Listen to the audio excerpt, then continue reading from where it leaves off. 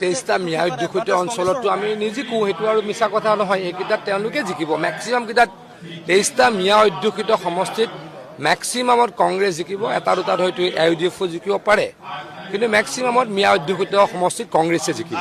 উজনি অসমত খুব ভাল দেখি আছোঁ। আমিতো ঘূৰিয়ে ফুৰিছোঁ, মইতো অহংকাৰ একেবাৰে নকৰোঁ, খুব বিনয়েৰে কৈছোঁ। কংগ্ৰেছ দলৰ সভাততো মানুহ ক'তো হোৱা নাই।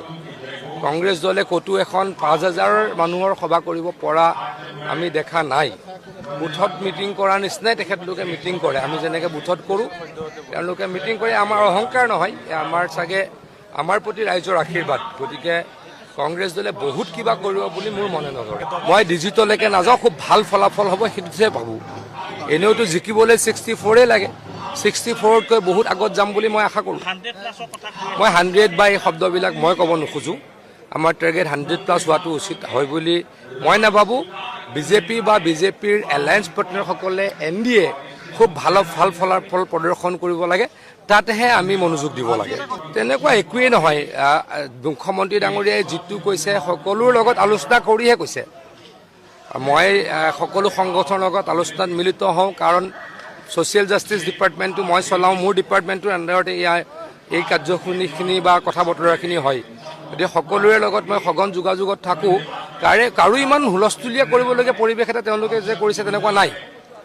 দল সংগঠনে হুলস্থুল কৰাই নাই। দেৱব্ৰত শইকীয়া ডাঙৰীয়াই কিয় হুলস্থুল কৰিব লাগে?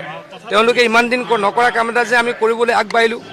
বিধানসভাত তেওঁলোকে বাৰে বাৰে কৈছিলে, ৰেকৰ্ড আছে বিধানসভাত, ভৰত নৰহ ডাঙৰীয়াৰ ৰেকৰ্ড আছে, তৰুণ গগৈ ডাঙৰীয়াৰ ৰেকৰ্ড আছে, টংক বাহাদুৰ ৰয় ডাঙৰীয়াৰ স্পীকাৰৰ কাৰ্যকালৰ ৰেকৰ্ড আছে।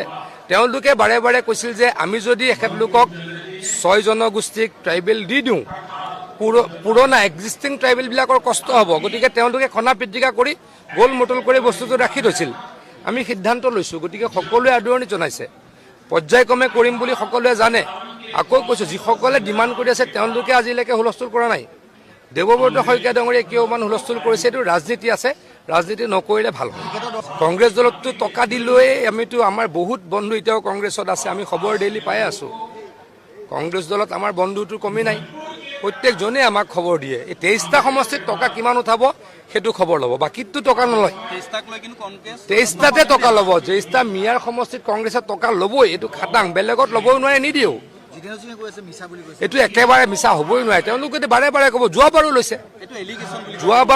যোৱাবাৰো যিকেইটা মিয়া অধ্যুষিত সমষ্টি, যোৱাবাৰ অলপ বেছি মিয়া অধ্যুষিত সমষ্টি আছিল, তাতো লৈছিল। এইবাৰো ল'ব, খাটাং ল'ব। আপোনালোকে লিখি লওক, কাজিয়া হ'ব। এই পইচা লোৱাৰ কাৰণে মাৰপিট হ'ব ৰাজীৱ ভৱনত, কাৰণ 3টা মানৰ পৰা 4টা মানৰ পৰা